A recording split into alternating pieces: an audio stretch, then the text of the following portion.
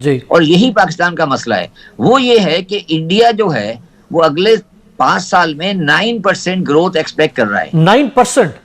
जी। अब 4 कुएं के मेंढक आपस में कंपेयर करते रहते हैं, वो कुएं से बाहर देखते ही नहीं कि भाई कुएं से बाहर क्या हो रहा है। राइट। गैस तकरीबन 170% मजीद महंगी करने जा रही है हुकूमत।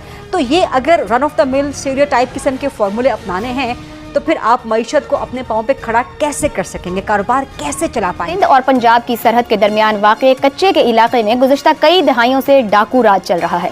सिंध और पंजाब पुलिस ने डाकुओं के खात्मे के लिए 250 से ज्यादा अलग अलग और मुश्तरका ऑपरेशन किए हैं, मगर इलाके से डाकुओं का मुकम्मल सफाया नहीं हो सका। मैं आपको वाजे कर दूं कि आज इंटरेस्ट रेट 1 पाई भी कम नहीं होगा। 1 पाई अगर कम कर दिया तो IMF प्रोग्राम को फिर टाटा बाय बाय, खत्म, फिनिश समझो। कच्चे के मकामी रिपोर्टर्स के मुताबिक ऑपरेशन के लिए पुलिस के पास रिवायती हथियार और नकलो हरकत के लिए बख्तरबंद गाड़ियां और मोबाइल वैन्स हैं, लेकिन डाकुओं के पास जदीद तरीन और भारी असलहा जैसे एंटी एयरक्राफ्ट गन्स और रॉकेट ग्रेनेड्स भी मौजूद हैं। माशी तौर पर तबाही की तरफ आगे बढ़ रहा है। ये इस बात में मेरी तरफ से कोई दो राय नहीं है और मैं लोगों की तरह लोगों को बिला वजह उम्मीदें दिलाने का कायल नहीं हूँ। चाइना की मदद से बनाए जिन टैंकों के दम पर पाकिस्तान खुद को तुर्रम खान समझ रहा था और सोच रहा था पता नहीं क्या बना लिया उसने, और अब वही टैंक खराब निकले और अपनों पर ही गोले दागने लगे। ये द्योमलाई कहानियां, कासल्स इन द स्काई खत्म करो। रियलिटी ये पाकिस्तान की इकोनॉमी बहुत बुरे हाल में, इसकी ऐसी की तैसी हो चुकी है। उसके अलावा पाकिस्तान में अगर लॉ एंड ऑर्डर सिचुएशन की बात की जाए, खासतौर पे खैबर पख्तूनख्वा के बॉर्डर एरिया पे हो या बलूचिस्तान में हो, तो हम जानते हैं इसमें अफगानिस्तान का नाम बहुत आता है और अफगानिस्तान की सरजमीन आज भी पाकिस्तान के खिलाफ इस्तेमाल हो रही है। अफगानिस्तान को उस लेवल तक हम ले आए हैं जहां हम उसको दुश्मन मुल्क समझना शुरू हमने कर दिया है। नाकाम रियासत वाली सूरत हाल है। अदरवाइज आप आर्मी चीफ से किस बात की अपील कर रहे हो? ये तो आप टार्जन को कह रहे हो कि मुझे छलांग मार के दिखा। कौमी आमदनी का बड़ा हिस्सा कर्जों पर सूद की अदायगियों पर खर्च होता है और फिर कर्ज की वापसी और सूद की अदायगी के लिए मजीद कर्ज लिया जाता है। बाज़ माहिरीन के मुताबिक पाकिस्तान में बेरोजगारी की शरह 10.5% और गुर्बत की शरह 45% तक पहुंच चुकी है। रहे कि जब श्रीलंका में यह खाना जंगी हुई तो वो 51 अरब डॉलर्स का मकरूज था। अगर पाकिस्तान की बात करें तो इस वक्त ये 131 अरब डॉलर्स का मकरूज हो चुका है। क्योंकि हमारा जो नेशनल डिस्कोर्स है वो पॉलिटिकल और इकोनॉमिक इशू से आगे जाता ही नहीं है, जबकि पाकिस्तान के अंदर मैं ये समझता हूँ कि ह्यूमन डेवलपमेंट का जो क्राइसिस है उसको वो उतना ही बड़ा है जितना कि इकोनॉमिक क्राइसिस है। जय हिंद दोस्तों। तो यहाँ इस वीडियो में बात हो रही है पाकिस्तान को लेकर कि पाकिस्तान ने अपने चारों तरफ दुश्मन ही दुश्मन इकट्ठे कर लिए हैं, और ये बात सही भी है। ऐसा कोई भी एरिया देख लीजिए जहाँ पाकिस्तान का कुछ ना कुछ कॉन्फ्लिक्ट नहीं चल रहा हो। मतलब ज़रूरी नहीं है कि युद्ध ही चल रहा हो, कॉन्फ्लिक्ट तो अंदरूनी चल ही रहा है। आप देख लीजिए इंडिया के साथ बॉर्डर मिला हुआ है, इंडिया के साथ इनका संबंध बिल्कुल ख़राब है, ईरान के साथ इनके संबंध ख़राब हैं, अफ़गानिस्तान के साथ संबंध ख़राब है, TTP अंदर बैठा हुआ है, वो इनको पेलने में लगा हुआ है। अच्छा, वो TTP का अलग है, वो कह रहा है कि जो पाकिस्तान में सरकार चल रही है सरिया कानून के हिसाब से नहीं चल रही, इसीलिए इसको हटाकर हम बैठेंगे और हम सरिया कानून से पाकिस्तान को चलाएंगे। अच्छा, उसमें ये लोग राज़ी नहीं है। यहाँ देखिए इनका डबल कैरेक्टर कि अफ़गानिस्तान में तालिबान आया वो तो इनके लिए ठीक है, उसका भी इन्होंने भरपूर समर्थन किया है, लेकिन TTP भी बात कह रहा है कि सरिया कानून पाकिस्तान में लगाओ, उसके लिए तैयार नहीं। तो मतलब ये दोहरा कैरेक्टर है इन लोगों का। पाकिस्तानी इसी दोहरे कैरेक्टर के चक्कर में अपना बेड़ा गर्क करवा चुके हैं। क्लियर नीति नहीं है इनकी अपने देश को लेकर।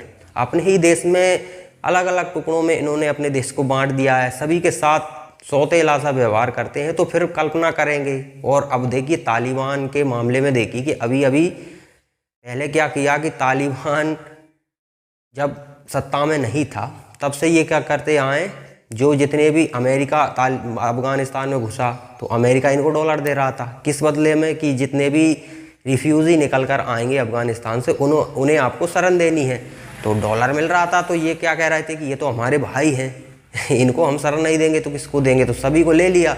अब जब डॉलर मिलना बंद हो गया, अमेरिका वहाँ से रफू चक्कर हो गया, तो इन्होंने क्या किया, जितने भी थे लगभग 75 लाख के आसपास अफ़गानी थे, सभी को निकाल दिया, क्योंकि डॉलर मिलना बंद हो गया। डॉलर मिलना बंद हो गया तो भाईचारा ख़त्म।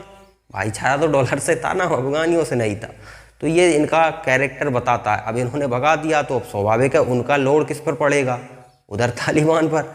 तालिबान पर लोड पड़ेगा तो तालिबान तो अपनी गतिविधि करेगा, और वही गतिविधि में इन्होंने टीटीपी का सहारा लिया। टीटीपी और तालिबान दोनों का अच्छा अंडरस्टैंडिंग है, उनके ज़रिए इनकी आर्मी पर हमला हो गया। आर्मी पर हमला हुआ तो इन्होंने कहा कि अब कुछ ना कुछ तो करना पड़ेगा, तो इन्होंने एयर स्ट्राइक कर डाली।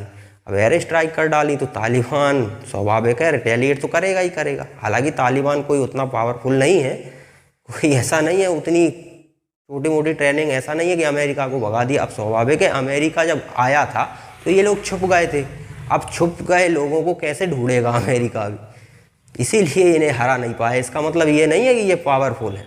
तो चलिए पाकिस्तान का मीडिया क्या कहता है कि पाकिस्तान चारों तरफ से दुश्मनों से घिरा हुआ है। मैं ये नहीं कह रहा कि पाकिस्तान डिफॉल्ट में जाए, मगर ये जो हमने एक हवाई सोच बनाई हुई है कि पाकिस्तान की मईशत किसी मजबूती पे कायम है, ये गलत है। पाकिस्तान की मईशत निहायत कमज़ोर हो चुकी है और इसको संभाला देना कम से कम अगले 10 साल में बहुत मुश्किल है। अगर कोई आदमी ये समझता है कि वो अगले 10 साल के अंदर पाकिस्तान की मईशत को सही कर लेगा तो वो पाकिस्तान के लोगों के साथ धोखा कर रहा है। अगर हमने सही इक़दामात लिए, हम सही तरीके पे चले, उसके बाद पाकिस्तान की मईशत किसी ढंग पर आ सकती है और उसके लिए तकरीबन 10 साल चाहिए। इसके अगर ये नहीं किया गया तो पाकिस्तान माशी तौर पर तबाही की तरफ आगे बढ़ रहा है। ये इस बात में मेरी तरफ से कोई दो राय नहीं है और मैं लोगों की तरह लोगों को बिला वजह उम्मीदें दिलाने का कायल नहीं हूँ। सही जी। अच्छा शबर भाई, power companies, railways, airlines, steel mills, दीगर तमाम सरकारी इदारे तकरीबन 1000 अरब रुपए से जायद का खसारा करते हैं हर साल। क्या चाहिए किसी भी हुकूमत को? वो कौन सी ताकत चाहिए? मैंडेट मिल चुका हुआ है इनके पास, 2 तय अक्सरियत आ चुकी हुई है, एस्टैब्लिशमेंट के साथ एक पेज है। इन इदारों की निजकारी करनी है या इनका खसारा खत्म करना है, माने क्या है हुकूमतों के रास्ते में? मुझे एक बात बताइए अमीर अब्बास साहब, क्या जो असेंबली में बैठे हैं, क्या उनको 2 बातें हैं, क्या उनको पाकिस्तान सही करना है या उनको अपनी जाती शो ऑफ करना है? और दूसरी बात है, क्या उनके पास ये सोच है कि हमने पिछले 30 साल में 25 साल में इस मुल्क को तबाह कर दिया है? अगर ये सोच है तो करेक्शन होगी ना जी। देखें, 2008 में मुशर्रफ साहब चले गए थे। 2008 से आज पाकिस्तान में अच्छी या बुरी जैसी भी जमहूरी हुकूमतें हैं, ठीक है। आप मुझे ये बताइए कि 2008 से लेकर आज तक कभी आपने किसी पॉलिटिकल गवर्नमेंट के दौर में कोई सीरियस गुफ्तगू कभी मईशत के बारे में सुनी है? तो दोस्तों फिलहाल पाकिस्तान का तालिबान के साथ ज़्यादा ही मैटर चल रहा है, क्योंकि अभी थोड़े हालात ज़्यादा ही खट्टे हो गए इनके, क्योंकि पाकिस्तान ने एयर स्ट्राइक कर डाली। हालांकि अफ़गानिस्तान में बहुत सारे हथियार अमेरिका छोड़ के गया था, लेकिन हथियारों को चलाना भी ज़रूरी है और मेंटेनेंस अगर उनकी नहीं होगी तो वो हथियार तो वैसे भी ख़राब हो जाने हैं। तो तालिबान उतना सक्षम नहीं है। तालिबान पाकिस्तान से लड़ सकता है या नहीं, तो ये देखिए तालिबान का क्या काम है, ये छिपकर वार करने वाले लोग हैं। अब टीटीपी को समर्थन देंगे, टीटीपी वो करता है ना, अंदर ही अंदर कहीं भी अटैक कर दिया, तो इस तरह की हरकतें कर सकते हैं बॉर्डर पर। तो अगर किसी के पास लड़ाकू विमान है, उससे फोर्स नहीं लड़ सकती ना, ऊपर से बम पे गिरेंगे तो आप गोलियां चला के उसका सामना नहीं कर सकते। तो ये तालिबान के लिए संभव नहीं है। हाँ, तालिबान गोरिल्ला वॉरफेयर में एक्सपर्ट है और पाकिस्तान इस समय उस कंडीशन में नहीं है कि युद्ध झेल सके। अगर युद्ध होता है तो पाकिस्तान को बहुत ज़्यादा नुकसान हो जाएगा, पूरी तरह से पाकिस्तान खंड विखंड हो जाएगा। तालिबान का क्या है, तालिबानी तो उनका यही काम है। हालांकि ऐसा नहीं है बहुत पावरफुल लोग हैं, वो पावरफुल नहीं हैं, लेकिन फिर भी पाकिस्तान के मामले में तो काफ़ी उनको तगड़ा जवाब देने वाले हैं वो। लेकिन खैर दोनों ही नहीं चाहते कि युद्ध हो। युद्ध तो दोनों ही लड़ने की कंडीशन में नहीं है।